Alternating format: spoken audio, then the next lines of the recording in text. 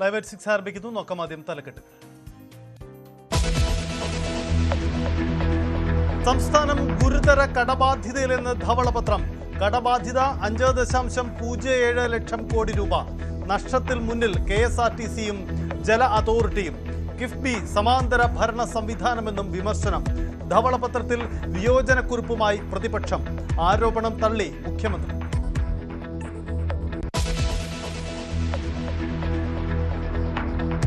ധവളപത്രം രാഷ്ട്രീയ രേഖ മാത്രമെന്ന് പ്രതിപക്ഷം. സാമ്പത്തിക ആരോഗ്യം വ്യക്തമാക്കുന്ന സ്റ്റേറ്റ്മെന്റ് എന്ന് മുഖ്യമന്ത്രി. ഖജനാവിലെ രഹസ്യങ്ങൾ പുറത്തുവിടാൻ പാടില്ലായിരുന്നുവെന്ന് KN ബാലഗോപാൽ.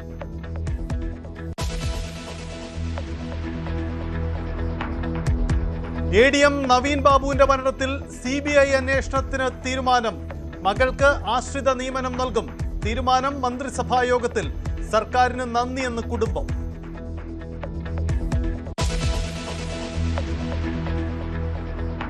മഞ്ഞുമൽ ബോയ്സ് സാമ്പത്തിക തട്ടിപ്പ് കേസിൽ കുറ്റപത്രം സമർപ്പിച്ച് ക്രൈംബ്രാഞ്ച്. നിർമ്മാതാക്കൾക്കെതിരെ ഗുരുതരമായ കണ്ടെത്തലുകൾ. ലാഭവിഹിതമോ മുതൽ മുടക്കോ നൽകാതെ പറ്റിച്ചു. പ്രതികൾ 7 കോടി കൈപ്പറ്റിയെന്നും കുറ്റപത്രം.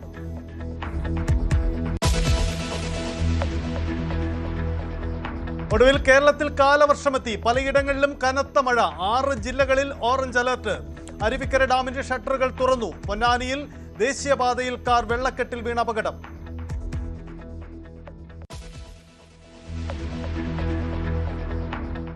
വീണ്ടും ജീവനെടുത്ത് കാട്ടാന. നെയ്യാറ്റിൻകര വെള്ളറടയ്ക്ക് സമീപം ഒരാളെ കാട്ടാന കുത്തിക്കൊന്നു. മരിച്ചത് കാഞ്ഞിരമ്പാറ സ്വദേശി രാജേഷ്. ജനവാസ മേഖലയിലിറങ്ങിയ കാട്ടാനകളെ തുരത്താൻ ശ്രമം തുടരുന്നു.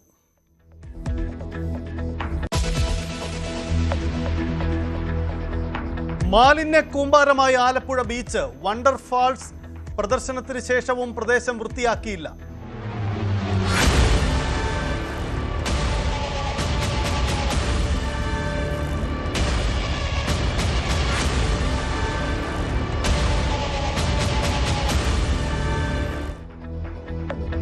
സമീപത്തെ കനാലിലെ മത്സ്യങ്ങൾ ചത്തുപൊങ്ങി. News 18 exclusive. വിഷയത്തിൽ ഇടപെട്ട് G സുധാകരൻ MLA.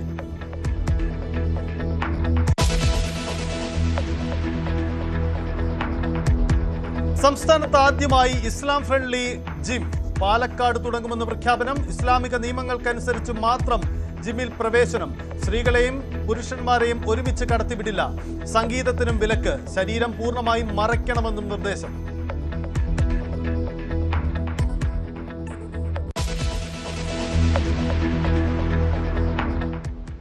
വിശദമായി കിടക്കുമ്പോൾ കേരളം വൻ കടക്കണിയിലെന്ന് ധവളപത്രം. കേരളത്തിന്റെ ആകെ ബാധ്യത 5.07 ലക്ഷം കോടിയിലെത്തി. സംസ്ഥാന വരുമാനത്തിന്റെ 20.9% കടത്തിന്റെ പലിശയ്ക്ക് വേണ്ടി ചെലവഴിക്കേണ്ടി വരുന്ന ഗുരുതര പ്രതിസന്ധിയിലാണ് കേരളം. സംസ്ഥാന GDPയുടെ 35.5% കടബാധ്യത ദേശീയ ശരാശരിയേക്കാൾ വളരെ കൂടുതലാണെന്നും ധവളപത്രത്തിൽ പറയുന്നു. കേരളത്തിന് വരുമാന ഇനത്തിൽ ലഭിക്കുന്ന 100 രൂപ പോകുന്ന വഴി നോക്കുക. ഇതിൽ 77 രൂപ ശമ്പളം, പെൻഷൻ, പലിശ ഇനങ്ങളിൽ ചെലവഴിക്കണം. ബാക്കി 23 രൂപയാണ് സ്കൂളുകൾ, ആശുപത്രികൾ, റോഡ്, ക്ഷേമപ്രവർത്തനം, നിക്ഷേപം, തദ്ദേശ സ്ഥാപനങ്ങൾ എന്നിവയ്ക്ക് മാറ്റിവെക്കാനാകുക. കടമെടുപ്പ് മാത്രമാണ് പോംവഴി. പക്ഷേ ഇതെല്ലാ പരിധികളും പിന്നിട്ടെന്നാണ് ധവളപത്രം പറയുന്നത്. കേരളത്തിൻ്റെ ആകെ കടബാധ്യത 5.07 ലക്ഷം കോടിയിലെത്തി. സംസ്ഥാന വരുമാനത്തിൻ്റെ 20.9% കടത്തിൻ്റെ പലിശയ്ക്ക് ചിലവഴിക്കേണ്ടി വരുന്നു. സംസ്ഥാന GDPയുടെ 35.5% കടബാധ്യത.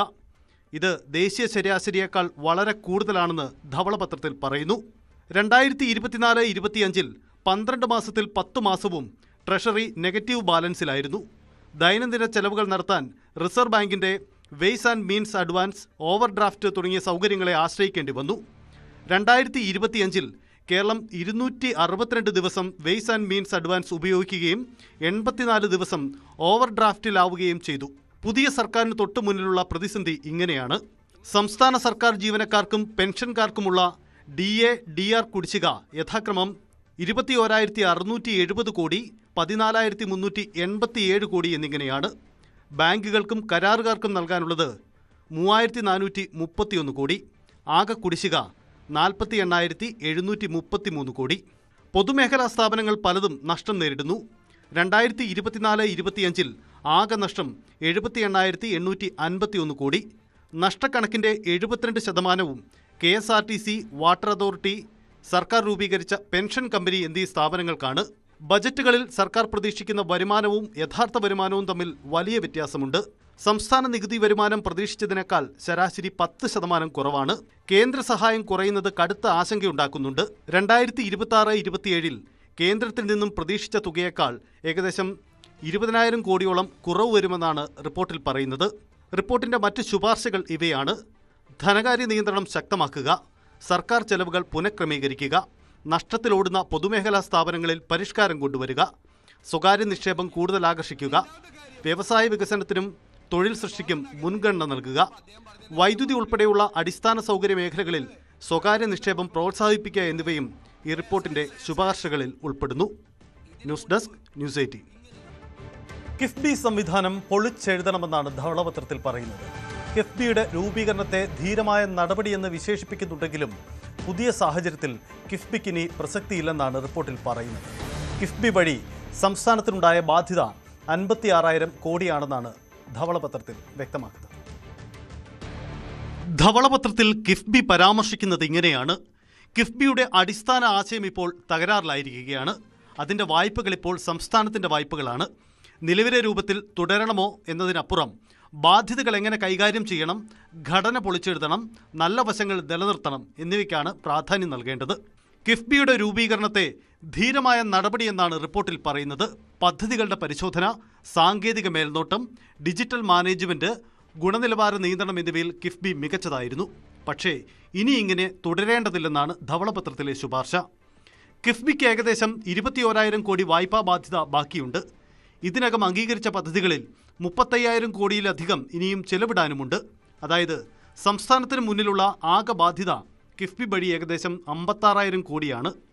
കിഫ്ബിയുടെ വായ്പാ ചെലവ് 1 മുതൽ 1.5% വരെ കൂടുതലാണ്. സർക്കാർ നേരിട്ട് വായ്പയെടുക്കുന്നതാണ് ഇതിലും ലാഭം. കിഫ്ബി വായ്പകളെല്ലാം സർക്കാർ വായ്പകളായി മാറിക്കഴിഞ്ഞു. ബജറ്റിന് പുറത്ത് കടമെടുക്കുകയെന്ന ആശയത്തിന് ഇനി നിലനിൽപ്പില്ല. കിഫ്ബി പദ്ധതി അനുവദിച്ചതിൽ അസന്തുലിതാവസ്ഥ ഉണ്ടായിട്ടുണ്ട്. കണ്ണൂർ ജില്ലയ്ക്ക് 20%-ലധികം പദ്ധതി വിഹിതം ലഭിച്ചു. തിരുവനന്തപുരം, എറണാകുളം എന്നീ ജില്ലകൾ കൂടി ചേർത്താൽ ഏകദേശം പകുതി ഫണ്ടും 3 ജില്ലകളിലേക്ക് കേന്ദ്രീകരിച്ചു. റിപ്പോർട്ടിന്റെ മറ്റു ശുപാർശകൾ ഇങ്ങനെയാണ്: കിഫ്ബിയെ ബന്ധപ്പെട്ട വകുപ്പുകളുടെയും ധനവകുപ്പിന്റെയും നേരിട്ടുള്ള നിയന്ത്രണത്തിലേക്ക് കൊണ്ടുവരണം. CAGയുടെ ഓഡിറ്റ് നടത്തണം. കിഫ്ബിയുടെ ഭാവിയെക്കുറിച്ച് സർക്കാർ അടിയന്തര തീരുമാനമെടുക്കണമെന്നും റിപ്പോർട്ടിൽ പറയുന്നു. News desk, news 18. വരുമാനം മെച്ചപ്പെടുത്താനും ചെലവ് ലഘൂകരിക്കാനും ധവളപത്രത്തിൽ മുന്നോട്ട് വയ്ക്കുന്ന പല ശുപാർശകളും സർക്കാരിനെ കുഴയ്ക്കുന്നതും വലിയ രാഷ്ട്രീയ വിവാദങ്ങൾക്ക് വഴിവെക്കുന്നതുമാണ്. മാറിവരുന്ന സർക്കാരുകൾക്ക് കൈപ്പൊള്ളിയ വിരമിക്കൽ പ്രായം ഉയർത്തൽ മുതൽ പൊതുമേഖലാ സ്ഥാപനങ്ങൾ സ്വകാര്യവൽക്കരിക്കുകയോ അടച്ചുപൂട്ടുകയോ ചെയ്യണമെന്നത് ഉൾപ്പെടെയുള്ള ശുപാർശകളാണ് മുന്നോട്ട് വച്ചിരിക്കുന്നത്. ലാഭനഷ്ട കണക്കുകൾ വിവരിക്കുന്ന ധവളപത്രത്തിൽ സാമ്പത്തിക സ്ഥിതി മെച്ചപ്പെടുത്താൻ പരിഷ്കരണങ്ങൾ അനിവാര്യം. പക്ഷേ ശുപാർശകൾ പലതും സംസ്ഥാനത്ത് രാഷ്ട്രീയ കോളിളക്കത്തിന് വഴിയൊരുക്കുന്നതാണ്. വിരമിക്കൽ പ്രായം ഉയർത്തണമെന്നതാണ് പ്രധാന ശുപാർശ. വിരമിക്കൽ പ്രായം 60 വയസ്സാക്കണം.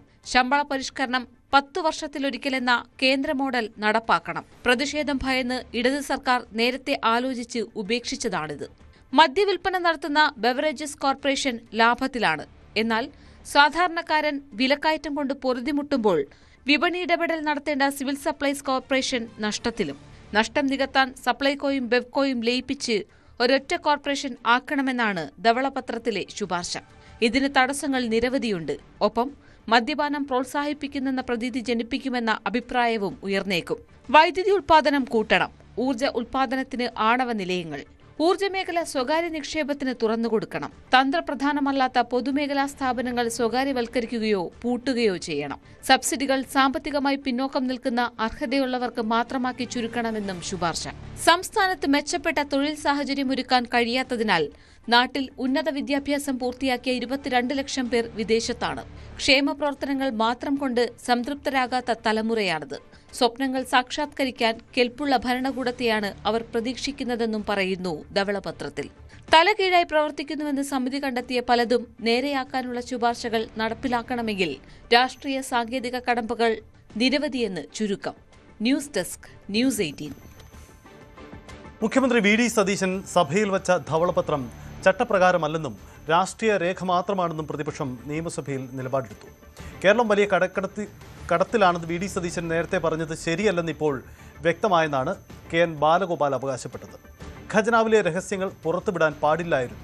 പ്ലാനിൽ കുറവ് വരുത്തുന്നതിന് വേണ്ടിയാണ് ഈ ധവളപത്രം പുറത്തിറക്കിയതെന്നും ബാലഗോപാൽ വിമർശിച്ചു. അദ്ദേഹം കഴിഞ്ഞ വർഷം നിങ്ങളോട് പറഞ്ഞ പത്രസമ്മേളനത്തിലെ വാർത്തയാണിത്. 6 ലക്ഷം കോടിയാണ് കേരളത്തിന്റെ കടം എന്നാണല്ലോ അദ്ദേഹം പറഞ്ഞുകൊണ്ടിരുന്നത്. അപ്പൊ അന്ന് ഞാൻ ഇതുപോലെ മന്ത്രി എന്ന നിലയിൽ ബഡ്ജറ്റ് അവതരിപ്പിച്ചപ്പം കഴിഞ്ഞ വർഷം അല്ലെങ്കിൽ വർഷമൊക്കെ 6 ലക്ഷം കോടിയൊന്നുമില്ല, 4,80,000 കോടിയാണ് വരിക എന്ന് പറഞ്ഞപ്പോൾ അങ്ങനൊന്നും അല്ല, ഇതൊക്കെ എനിക്കറിയാം എന്നാണല്ലോ പറഞ്ഞുകൊണ്ടിരുന്നത്. ഇന്നത്തെ ഈ രേഖയ്ക്കകത്ത് 5,07,000 കോടിയാണ് കേരളത്തിന്റെ ആകെ കടമെന്ന് പറയുന്നത്. അത് ഇന്ത്യയിലെ ഏറ്റവും കൂടിയ കടമല്ല, 13ാമത് സ്ഥാനമേ ഉള്ളൂ നമുക്ക്. അപ്പോൾ ഞങ്ങൾ പറഞ്ഞിരുന്നത് ശരിയാണ് എന്ന് വരാൻ ഒരു കാര്യമായി. കാരണം ഇപ്പോൾ വരെയുള്ള കടം നോക്കുമ്പോഴാണ് 5,07,000 കോടി. ഞാൻ പറഞ്ഞ 4,80,000 കോടി ഉണ്ടായിരുന്നുള്ളത്.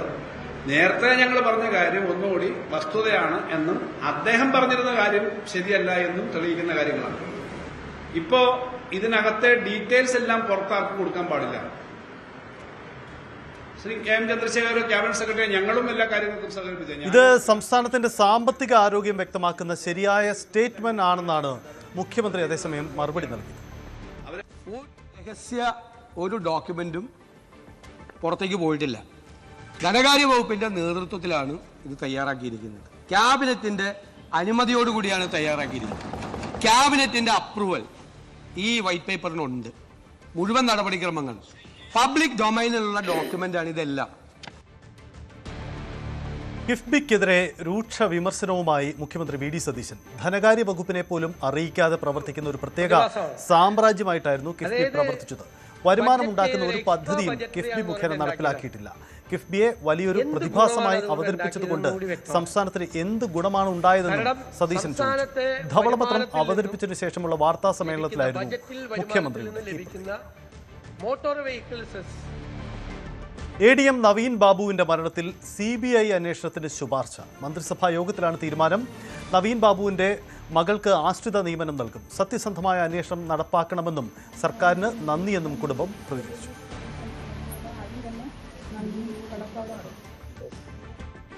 PP ദിവ്യയെ അനുകൂലിച്ചും നവീൻ ബാബുവിനെ വിമർശിച്ചും പത്തനംതിട്ടയിലെ CPM നേതാവ് രംഗത്ത് വന്നു. നവീൻ ബാബു ജീവനൊടുക്കിയത് കുറ്റബോധം കൊണ്ടത് CPM പത്തനംതിട്ട ജില്ലാ സെക്രട്ടേറിയറ്റ് അംഗം PB ഹർഷകുമാർ നിലപാടെടുത്തു. യാത്രയപ്പ് യോഗത്തിൽ അനുവാദമില്ലാതെ കയറി ചെന്നു എന്ന തെറ്റു മാത്രമാണ് ദിവ്യ ചെയ്തത്. ദിവ്യ അങ്ങനെ പറഞ്ഞതുകൊണ്ട് മാത്രം ഒരാൾ ആത്മഹത്യ ചെയ്യില്ല. ദിവ്യ തെറ്റുകാരിയല്ല.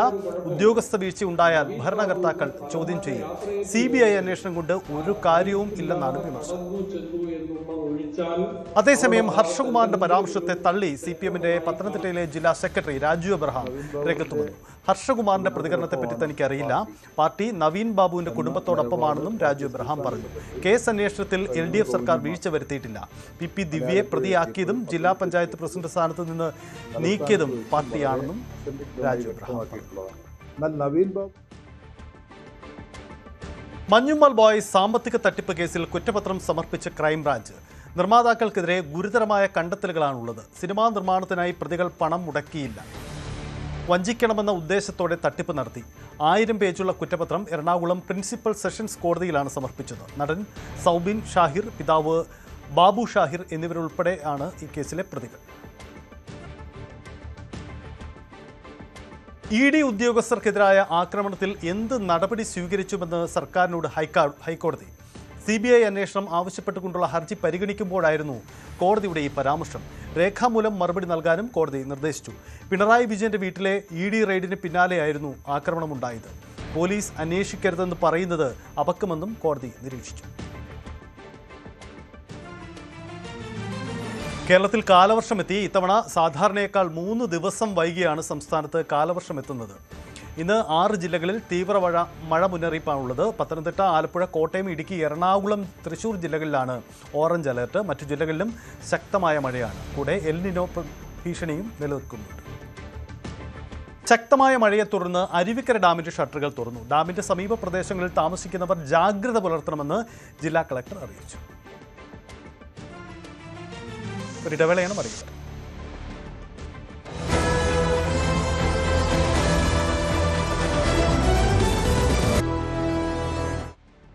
സംസ്ഥാനത്ത് ആദ്യമായി ഇസ്ലാമിക നിയമപ്രകാരം പ്രവർത്തിക്കുന്ന ജിം എന്ന സമൂഹ മാധ്യമങ്ങളിൽ വന്ന പരസ്യം വളരെ ചർച്ചയാവുകയാണ്.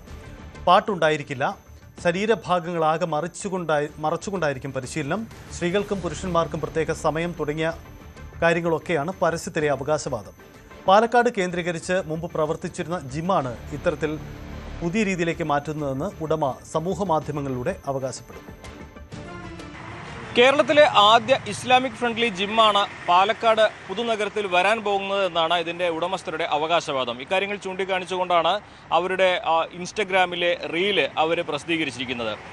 ഇസ്ലാമിക നിയമങ്ങൾ അനുശാസിച്ചുകൊണ്ടായിരിക്കും ഈ ജിമ്മിൻ്റെ പ്രവർത്തനമെന്ന് അവർ വിശദീകരിക്കുന്നു. അതായത് ഇസ്ലാമിക നിയമപ്രകാരം വസ്ത്രം ധരിക്കേണ്ടതിൻ്റെ രീതിയുണ്ട്, അത് പാലിച്ചുകൊണ്ടായിരിക്കും ഈ ജിമ്മിലേക്ക് ആളുകൾക്ക് വരാൻ സാധിക്കുക. അതായത് ഇസ്ലാമിക് നിയമപ്രകാരം വസ്ത്രം ധരിച്ചവർക്ക് മാത്രമേ അവിടെ പ്രവേശനം ഉണ്ടാവുകയുള്ളൂ.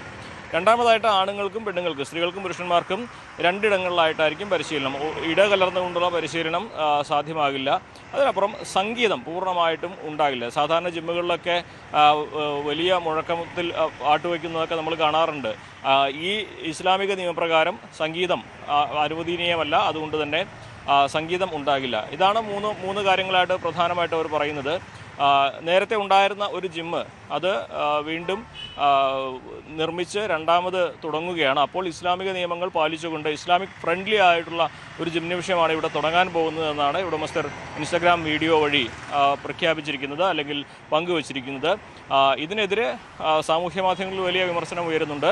പക്ഷേ അവർ തന്നെ വിശദീകരിക്കുന്നുണ്ട്, ഇവിടെ എല്ലാ മതക്കാർക്കും ഇവിടേക്ക് പ്രവേശനം ഉണ്ടാകും, അത് ജാതി മത ഭേദ വ്യത്യാസം ഉണ്ടാവുകയില്ല. പക്ഷേ ജിമ്മിൻ്റെ പ്രവർത്തനം പൂർണ്ണമായും ഇസ്ലാമിക നിയമപ്രകാരം തന്നെ ആയിരിക്കുമെന്നാണ് ഉടമസ്ഥർ വ്യക്തമാക്കിയിട്ടുള്ളത്. എന്നാൽ ഇത് ഇൻസ്റ്റഗ്രാം വീഡിയോയിൽ അവർ പങ്കുവച്ച കാര്യങ്ങളാണ്.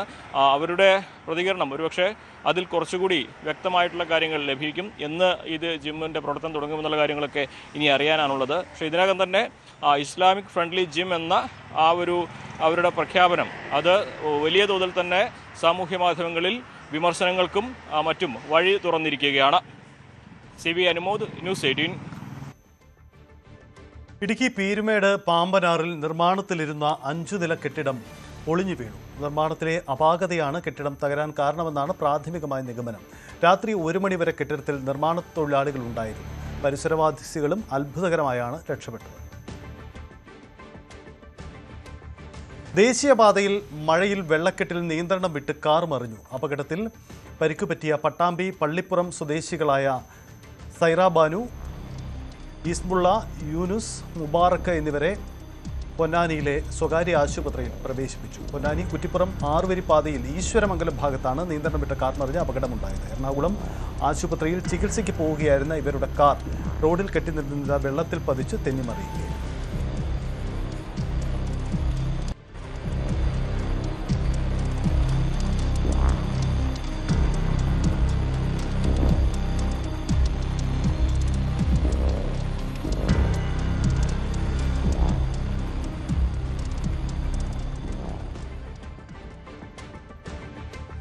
നെയ്യാറ്റിൻകര വെള്ളറടയ്ക്ക് സമീപം കാട്ടാന ഒരാളെ കുത്തിക്കൊന്നു. കേരള തമിഴ്നാട് അതിർത്തിയിൽ പേണുവിൽ ഇന്നലെ രാത്രിയായിരുന്നു സംഭവം. ഗുരുതരമായി പരിക്കേറ്റ കാഞ്ഞിരമ്പാറ സ്വദേശി രാജേഷാണ് മരിച്ചത്. പ്രദേശത്ത് 4 കാട്ടാനകളാണ് ഇറങ്ങിയത്. ഇതിൽ 2 എണ്ണം കാട് കയറിയെങ്കിലും മറ്റുള്ളവ തമിഴ്നാട് അതിർത്തിയിലെ ജനവാസ മേഖലകളിൽ ഇപ്പോഴും നിലയുറപ്പിച്ചിരിക്കുകയാണ്. ഇടുക്കി മൂന്നാറിൽ പടയപ്പ കാർ തകർത്തു. മൂന്നാർ നല്ലതണി എസ്റ്റേറ്റിൽ ഇന്നലെ രാത്രിയോടെയായിരുന്നു ഈ സംഭവം. നല്ലതണി സ്വദേശി ദിനകരന്റെ കാറാണ് പടയപ്പ തകർത്തത്. ഉടൻ തന്നെ ഇയാൾ വനംവകുപ്പിനെ വിവരമറിയിച്ചു. ഉദ്യോഗസ്ഥർ സ്ഥലത്തെത്തിയാണ് ആനയെ കാട്ടിലേക്ക് തുരത്തിയത്. കഴിഞ്ഞ ഏതാനും നാളുകളായി കല്ലാറിലെ മാലിന്യ പ്ലാന്റിലാണ് പടയപ്പ സ്ഥിരമായി നിലയുറപ്പിച്ചിരിക്കുന്നത്. പടയപ്പ ജനവാസ മേഖലയിൽ ഇറങ്ങാതിരിക്കാനുള്ള നടപടി വനംവകുപ്പിന്റെ ഭാഗത്തു നിന്നും ഉണ്ടാകണമെന്നാണ് തൊഴിലാളികളുടെ ആവശ്യം. நைட்டு 12 மணிக்கு படையப்பா வந்தது. விடிய காலம் 3:30 தான் இங்க இருந்து போனது. என்னன்னா ரோட்ல இருந்து லைட் அடிக்கிறாங்க. லைட் அடிச்சு யானையை ரொம்ப டார்ச்சர் பண்றாங்க. நீங்க ஃபாரஸ்ட்காரங்க எல்லாரும் சேர்ந்து இது ஒரு நல்ல ஒரு தீர்வு கிடைக்கணும். இந்த வண்டி நல்லா தான் இருந்துச்சு. இந்த வண்டி பக்கத்துல அங்க இருந்து லைட் அடிக்க போய் இந்த வண்டியை நைட்டு பொழிச்சிருச்சு. പാലക്കാട് പട്ടിയെ കൊന്ന് കുടിവെള്ള ടാങ്കിലിട്ടു. 20ഓളം കുടുംബങ്ങൾ ഉപയോഗിക്കുന്ന ടാങ്കിലാണ് പട്ടിയെ അഴുകിയ നിലയിൽ കണ്ടെത്തിയത്. വെള്ളത്തിൽ നിന്ന് രൂക്ഷമായ ദുർഗന്ധം വമിച്ചതോടെയാണ് ടാങ്ക് തുറന്ന് പരിശോധിച്ചത്. സംഭവത്തിൽ നാട്ടുകാർ പോലീസിൽ പരാതി നൽകി. പോലീസ് സ്ഥലത്തെത്തി അന്വേഷണം ആരംഭിച്ചിട്ടുണ്ട്. അടച്ചുവച്ച ടാങ്ക് ആയതിനാൽ പട്ടി തനിയെ വീഴില്ല എന്നും ശക്തമായ നടപടി സ്വീകരിക്കണമെന്നും നാട്ടുകാർ ആവശ്യപ്പെട്ടു. കൊന്നിട്ട് അതിന്റെ ഉള്ളിൽ കൊണ്ട് ഇട്ടിരിക്കുകയാണ്. ടാങ്കിനുള്ളിൽ നായനെ തല്ലിക്കൊന്ന് അതിന്റെ ഉള്ളിൽ ഇട്ടിരിക്കുകയാണ്. ഞങ്ങൾ കുടിക്കുന്ന വെള്ളമാണ്. ഞങ്ങൾ എവിടെ എല്ലാവരും പൈപ്പില് വെള്ളം വരില്ല. ഇതിനാണ് വെള്ളം കൊണ്ടുപോയിട്ട് എല്ലാവരും വെക്കുന്ന പുറത്ത് എല്ലാ ഭാഗത്തും ആൾക്കാരും 3-4 വീട്ടുകാർക്ക് നൂറ് ഭാഗം മാർക്കെല്ലാം വെള്ളം വരില്ല. അതുകൊണ്ട് ഞങ്ങൾ ഈ ടാങ്ക് വെച്ചിട്ട് ഇത് സംഭവിച്ചത് എപ്പോഴാണ് അറിയില്ല. ഇന്നലെയാണ് മണം വന്നിട്ടാണ് നോക്കിയത്. അതല്ല, അതിന് മുന്നുള്ള ദിവസങ്ങളിലൊക്കെ നിങ്ങൾ വെള്ളം ഇട്ടുണ്ട്, വെള്ളം ഉപയോഗിച്ചിട്ടുണ്ട്. വയലൊക്കെ മറിയാൻ തുടങ്ങിയത് കേട്ടപ്പ കേസ് കൊടുക്കണ്ടോ? കേസ് വന്നിട്ട് പോലീസുകാർ വന്നു പോയോ? അവരെന്ത് പറഞ്ഞു? സ്റ്റേഷനിലേക്ക്. ഇവിടെ ഏകദേശം എത്ര കുടുംബങ്ങളുണ്ട് ഈ വെള്ളം ഉപയോഗിക്കുന്നത്? ഇവിടെ നമ്മളെ 20-20ഓളം കുടുംബങ്ങളുണ്ട്. അതിലാണ് ഈ പട്ടിനെ കൊണ്ട് ഇട്ടിരിക്കുന്നത്. വെള്ളത്തിന്റെ ക്ഷാമം ഉണ്ടോ അവിടെ? വെള്ളത്തിന്റെ ക്ഷാമം, വീട്ടില് ഹൈറ്റുള്ള ഭാഗത്തേക്ക് വെള്ളം കയറില്ല. ആലപ്പുഴ കടൽ തീരത്ത് മാലിന്യം നിക്ഷേപിച്ചതിൽ ഇടപെട്ട് MLA ജി സുധാകരൻ ന്യൂസ് 18 നൽകിയ വാർത്തയെ തുടർന്നാണ് ഇടപെടൽ. സംഭവത്തിൽ അന്വേഷണം നടത്താൻ ജില്ലാ കളക്ടർ ഷാജി വി നായർക്ക് MLA നിർദ്ദേശം നൽകി. വീഴ്ച വരുത്തിയെങ്കിൽ സിയാൽ കമ്പനി അധികൃതർക്കെതിരെ നടപടി സ്വീകരിക്കണമെന്നും നിർദ്ദേശം.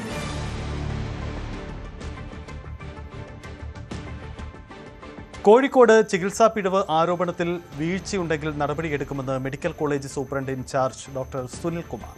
ചികിത്സാ രേഖകൾ വിദഗ്ധർ പരിശോധിക്കട്ടെ. കൈക്കൂലി നൽകിയെന്ന ആരോപണത്തെക്കുറിച്ച് അറിയില്ലെന്നും സുനിൽകുമാർ.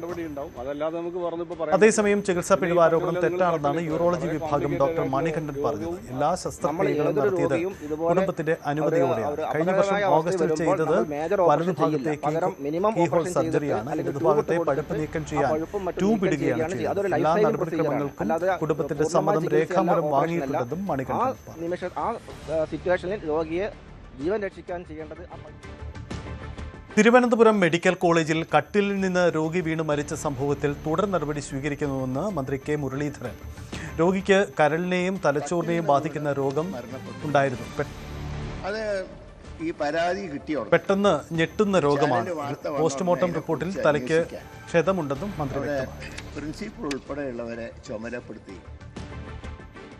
തൃശൂർ മെഡിക്കൽ കോളേജിലെ പാമ്പുകടിയിൽ വിവാദ പ്രസ്താവനയുമായി മന്ത്രി കെ മുരളീധരൻ. മെഡിക്കൽ കോളേജിലെ കാർഡുകൾ വെട്ടിത്തെളിച്ചപ്പോഴാണ് പാമ്പ് പുറത്തു ചാടിയത്.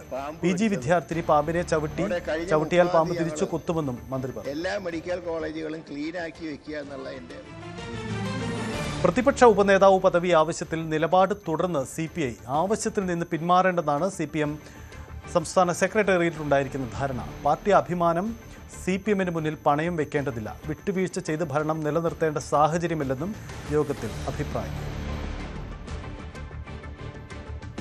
മറ്റുള്ളവരുടെ സ്വത്ത് തട്ടിയെടുക്കലല്ല വഖഫ് എന്ന് ഉമർ ഫൈസി മുക്കം. 8ന്റെ പണി എന്ന മുഖ്യമന്ത്രിയുടെ പരാമർശം രാഷ്ട്രീയ തമാശയാണ്. ആരാന്റെ സ്വത്തെടുത്ത് മറ്റുള്ളവരെ കണ്ണീർ ഒപ്പലല്ല വേണ്ടത്. 2019 തന്നെ ഈ ഭൂമി വഖഫ് രജിസ്റ്റർ ചെയ്തിട്ടുണ്ട്. വഖഫ് സ്വത്ത് വഖഫായി തന്നെ സംരക്ഷിക്കണമെന്നും അദ്ദേഹം പറഞ്ഞു. മുസ്ലിങ്ങളുടെ വഖഫാണ്, അത് മുസ്ലിങ്ങൾ ഇന്ന ആവശ്യത്തിന് വേണ്ടി ചെയ്തതാണെന്ന് വ്യക്തമായ ഒരു വഖഫ് സ്വത്ത് അതിന് വേണ്ടി അല്ലാതെ അതിന് നഷ്ടപ്പെടുത്തുന്ന ഒരു അവസ്ഥ ഉണ്ടാകുമ്പോഴും അത് വീണ്ടെടുക്കണം എന്നേ പറയുന്നുള്ളൂ. അത് വീണ്ടെടുക്കണം. വേറെ ആളുടെയും സ്വത്ത് നമുക്ക് വേണ്ട. ദൈവത്തിൻ്റെ സ്വത്ത്, അള്ളാഹുവിൻ്റെ സ്വത്ത്, അത് അള്ളാഹുവിൻ്റെ സ്വത്തായിക്കൊണ്ട് തന്നെ നിലനിൽക്കണം. ആർക്കും അതിൽ കയ്യേറാൻ പാടില്ല, വിൽക്കാൻ പാടില്ല എന്ന് നമ്മൾ പറയുന്നുള്ളൂ. അതിനെ നമ്മളെ സർക്കാർ അടക്കം മോശമായ നിലയിലാണ് ഇതിനെ പ്രതികരിച്ചു കൊണ്ടിരിക്കുന്നത്. ഇന്ന് വഖഫ് ബോർഡ് ഉമീദ് ലൈൻ രജിസ്റ്റർ ചെയ്തിരിക്കുന്നു. അത് കേന്ദ്ര സർക്കാരിൻ്റെ 2025 ഒരു പുതിയ നിയമം അനുസരിച്ച് കൊണ്ട് അത് ചെയ്തു കൊള്ളണം. എല്ലാ വഖഫ് സ്വത്തുകളും ചെയ്തു കൊള്ളണം. അതേ അവസരത്തിൽ ഈ വഖഫ് സ്വത്ത് ഉമീദിൽ രജിസ്റ്റർ ചെയ്തത് മാത്രമല്ല, 2019 അന്ന് നിലവിലുണ്ടായിരുന്ന വഖഫ് ബോർഡ് തന്നെ രജിസ്റ്റർ ആക്കിയിട്ടുണ്ട്. ഇനി നോക്കാം സ്വർണ്ണ വെള്ളി നിരക്കുകൾ. കവിത ഗോൾഡ് ആൻഡ് ഡയമണ്ട്സ് ഇന്നത്തെ സ്വർണം വെള്ളി നിരക്കുകൾ നിങ്ങൾക്കായി സമർപ്പിച്ചത് Kavitha gold and diamonds, the versatile jewellery. സ്വർണം 22 ക്യാരറ്റ് 14,310, പവന് 1,14,480. 18 ക്യാരറ്റ് ഗ്രാമിന് 11,825, പവന് 94,600. വെള്ളി ഗ്രാമിന് 280 രൂപയാണ്, കിലോഗ്രാമിന് 2,80,000. കവിത ഗോൾഡ് ആൻഡ് ഡയമണ്ട്സ് ഇന്നത്തെ സ്വർണം വെള്ളി നിരക്കുകൾ നിങ്ങൾക്കായി സമർപ്പിക്കുന്നത് Kavita Gold and Diamonds, the versatile jeweler. പൂർണ്ണമാവുന്നു. നമസ്കാരം.